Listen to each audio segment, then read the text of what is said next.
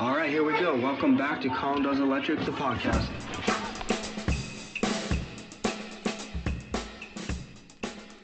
This episode is brought to you by Pinky Fractures. That's right, I'm talking about not taking the time to grab the right tool and just taking whatever's close by, using it as a hammer, and splitting your finger open right on the end of a metal conduit.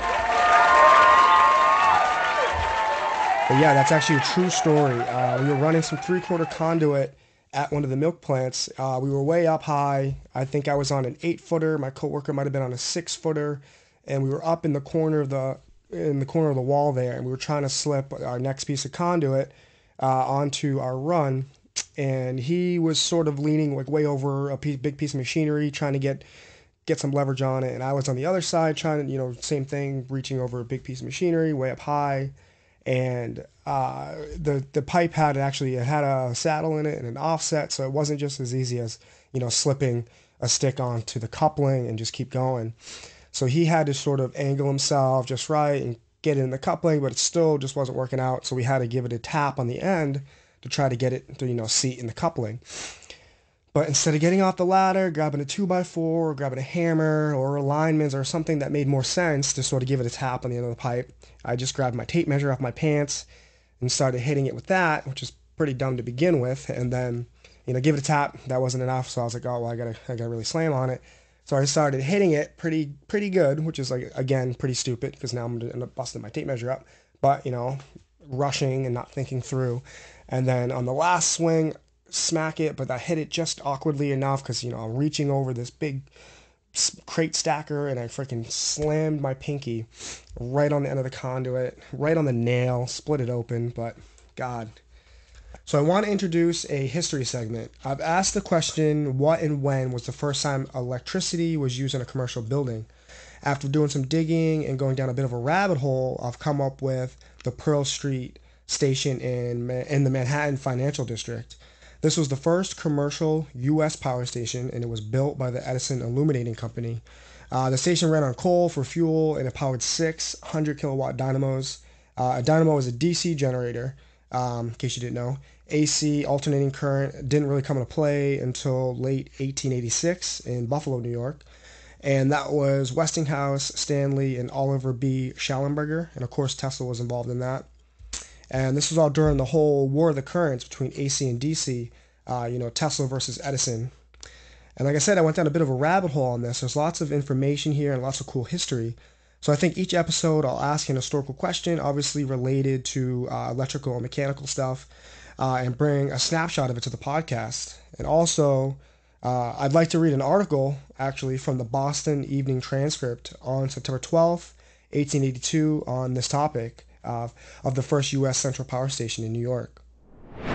The Edison electric system is at last in successful operation, and the inventor or inventors may now be congratulated on the triumph of one after years of patient labor, study, and experiment. On one afternoon last week, the giant dynamo engines at the central station on Pearl Street, New York, were started, and a third of the territories assigned to the station was lighted by the incandescent apparatus. The sections included the premises bounded by Nassau, Pearl, Spruce, and Wall Streets, and at its extreme limits, Stan Drexel Morgan & Co.'s building and the Times establishment. The lighting of the latter is said to be in all respects satisfactory. The editorial rooms are supplied with 27 lamps, and 25 are set in the counting rooms. In each department, it was the experience that all unpleasant glare had been avoided, and one working under the light was entirely unconscious so far as his feelings were concerned, and he was aided by any artificial appliances. There was very little heat developed by the light. The inventor claims that it generates only a 15th as much as gas. The lights, moreover, were soft and warm. I gotta admit, reading that tiny print from that article from 1882 definitely wasn't that easy. And so, yeah, the article goes on a little more to describe the lamps and the switching, but I thought that was pretty cool. And if you guys have any questions you'd like to hear more about, definitely send them my way via Instagram, and I'll see what I can come up with. But I like the idea of this history segment. All right, so since Diamondback just recently launched their ambassador program, which I'm so gladly a part of, and along with their new website layout, I figured I was putting together an order that I was going to send out for some new stuff, I figured might as well throw it on the podcast and do like a quick little shopping cart segment. So what I'll do is I'll run down. I got like 5 items here that I'm going to send away for. So I figure I run down with them, let you guys know what I'm going to get and why I want to get it. The first one being the GK1 pouch. That one's a pretty staple Diamondback product. I want to get that, throw that on the front of the vest, the 701 vest. It's a nice big tape measure holder with a couple little extra like bit holders, and I got the back pocket for it. You can slip like a torpedo level in there. So I want to get that, throw that on the 701 vest to kind of make it easier to grab the tape measure when I'm up on ladders and stuff, and have it a little more accessible.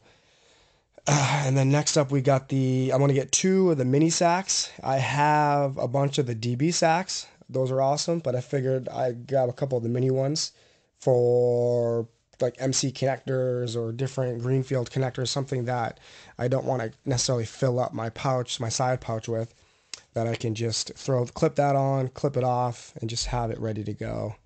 So I'm going to throw those on there. I'm going to get 2 of those. The DB Go Light, I'm going to get that. I've been kind of having my eye on that for a while. Ever since Damani had posted a bunch of stories when it first launched. It looks awesome. It's rechargeable. I think everything's pretty much going in that direction. Kind of beats having to replace and buy batteries all the time. I have the Milwaukee pen light, which is great, but it's really not that bright. And like I said, every so often you're replacing batteries. This one's going to be nice. You just throw in the charger and you're good to go. All right, so I'm going to get that. And also I think you clip it right on the front of the vest too, which is pretty convenient.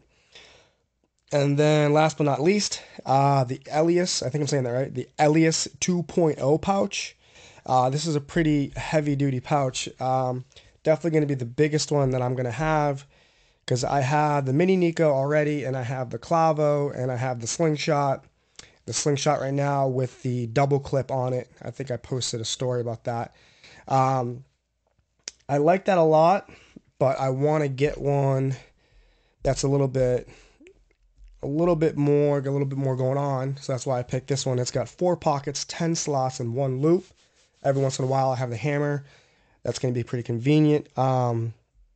Yeah, it's more of a dominant side pouch, which I like, so I can throw extra tools in it if I have tin snips or if I have clamps I'm carrying, something that I typically don't have in the Mini Nico. I can throw it on that side, and also have plenty of space for screws, fasteners. It's got the front magnet, which I like. I'm a big fan of the magnets. So pretty much all my stuff has a magnet on it, including the chest on the 701 vest. So yeah, this is going to probably be the highlight of the shopping cart here. I'm really looking forward to that. And it has also the tape measure pouch, where it looks like it might be a little bit too small for a tape measure. I'm not sure yet. It doesn't really say anything about that here. It looks like it calls it a chalk box pouch. But I think I can get away with either filling up with screws or a smaller tape measure. But that's kind of why, that's the thought behind the GK1. Anyways, I liked having my tape measure on the front of the vest always, pretty much. I just clip it right to it. But if you lean too far one way or the other, it kind of slips off. So this way I can have it nice and snug with the GK1 pouch. But yes, definitely looking forward to this Elias 2.0 pouch. It looks awesome. Looking forward to the whole order, actually, but definitely this pouch. So yeah, this is a quick rundown of what I'm looking to order from Diamondback. Like I said, recently just got accepted into their new ambassador program. So awesome. Love those guys. Diamondback Damani, super cool guy. Chat with him a lot on Instagram. So yeah, thanks for listening to this segment I call Shopping Cart. All right, so that's going to do it for today's episode. Please rate, review, and subscribe, download, all that stuff. Definitely reach out to me with any feedback. I find that to be really helpful. And I hope you guys enjoyed it, and I hope you guys have a great week.